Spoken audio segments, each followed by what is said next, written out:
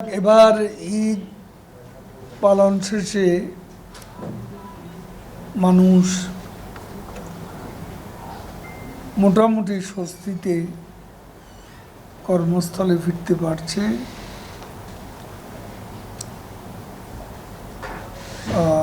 ফিরতি পথে মহাসড়কে যানজট তেমন একটা নেই। আগামী 8ই মে প্রথম ধাপে 150টি উপজেলা নির্বাচন প্রধানমন্ত্রী নির্দেশ দিয়েছেন মন্ত্রী এমপিদের নির্বাচনে প্রভাব বিস্তার না করতে। প্রশাসনও কোনো প্রকার কোথাও ইন্টারসেপ্ট করবে না, নির্বিঘ্নে ভোটদানের ব্যবস্থা করেছে নির্বাচন কমিশন। বিএনপি প্রকাশ্যে উপজেলা নির্বাচনে বিরোধিতা করলেও আমাদের জানা মতে স্থানীয় পর্যায়ে তাদের অনেকেই নির্বাচনে অংশ নিচ্ছে। আজকে সারা বিশ্বই বলতে গেলে একটা রণক্ষেত্রের রূপ নিয়েছে। মনে হয় দ্বিতীয় বিশ্বযুদ্ধে হিটলারের যে যুদ্ধংদেহী মনোভাব, দাম্ভিকতা আবারও নতুন করে আমরা বিশ্ব রাজনীতিতে দেখতে পাচ্ছি। হিটলার যে হলোকাস্ট ঘটিয়েছে, 60 লাখ ইহুদিকে হত্যা করে, আজকে দেখা যাচ্ছে গাজায় গণহত্যার যে নায়ক একই রূপে আবির্ভূত হয়েছে ইসরায়েলের প্রধানমন্ত্রী নেতানিয়াহু। এই নেতানিয়াহু জাতিসংঘের প্রস্তাব মানে না, হোয়াইট হাউসকে তোয়াক্কা করে না, আমেরিকার প্রেসিডেন্টের কথা শুনে না, এবং সে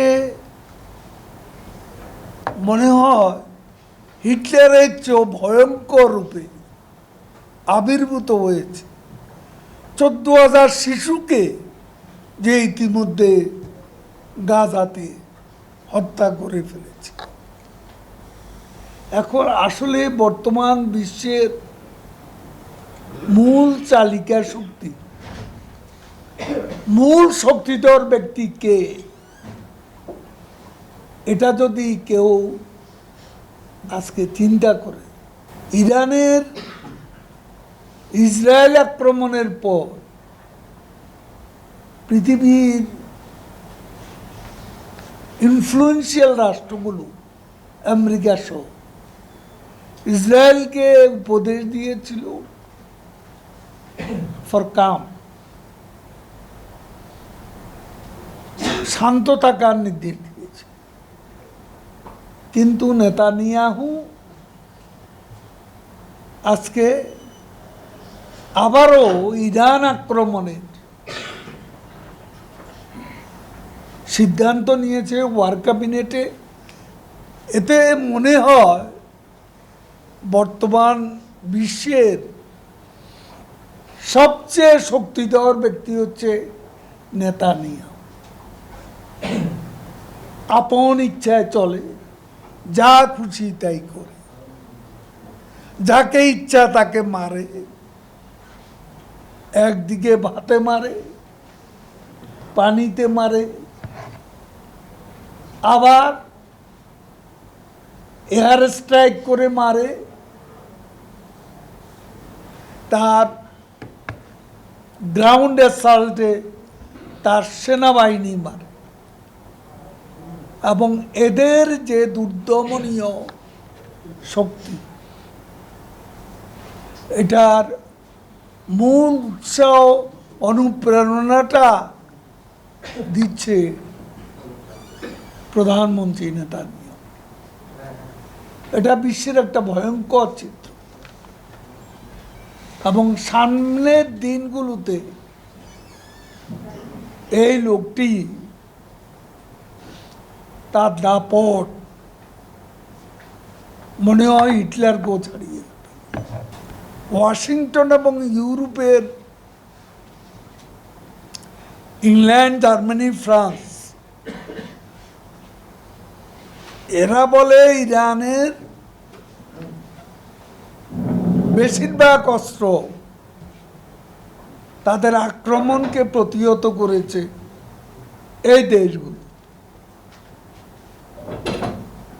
কিন্তু নেতানিয়াহুর সেনাবাহিনী বলছে 299 বার ইরানের আক্রমণকে তারাই ইন্টারসেপ্ট করেছে। তার মানে কারো কোনো কর্তৃত্ব নেই এখানে। নেতানিয়াহুই হচ্ছে এ যুগের হিটলার। ইউক্রেনে এখনো যুদ্ধ চলছে। সুদানের যুদ্ধ ফরগটেন ওয়ার হয়ে গেছে, ভুলে গেছে। অথচ সুদানের লক্ষ লক্ষ মানুষ স্টারভেশনের মুখে না খেয়ে মরছে, এবং রক্তপাত সেখানে ঘটছে। দক্ষিণ সুদান ভাগ হয়ে গেছে আগেই।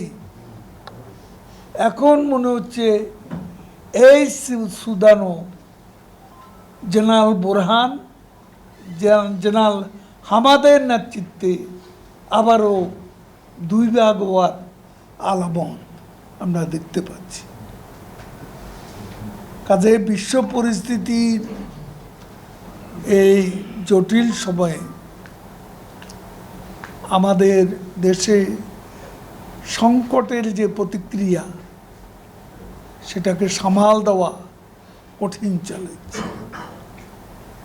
আমরা এ পর্যন্ত প্রধানমন্ত্রী বঙ্গবন্ধু কন্যা শেখ হাসিনার নেতৃত্বে পরিস্থিতি, বিশেষ করে অর্থনীতিতে একটা সহনীয় অবস্থা, দ্রব্যমূল্য একটা সহনীয় অবস্থা বিরাজমান রাখার জন্য তিনি যে এফার্ট দিচ্ছেন আমাদের প্রধানমন্ত্রী, এটা বিরল ঘটনা। রমজান ও ঈদ উপলক্ষে সামাজিক কার্যক্রম বেড়েছিল। বাংলাদেশ সামরিক সহযোগী সংগঠনের নেতা কর্মীরা আমরা ইফতার পার্টি না করে ঈদ সামগ্রী এবং ঈদ উপহার এবং ইফতার সামগ্রী বিতরণ করেছি সাধারণ মানুষের মাঝে। সব কিছু মিলিয়ে অর্থ লেনদেনের যে গতিময়তা, সেটা আমাদের অর্থনীতিতে মোটামুটি একটা গতিশীলতা নিয়ে এসেছে। ব্যাংকিং খাতেও লেনদেন আগের চেয়ে বেড়েছে। আমরা সংকট কাটিয়ে ওঠার জন্য আমাদের প্রধানমন্ত্রীর যে প্রয়াস,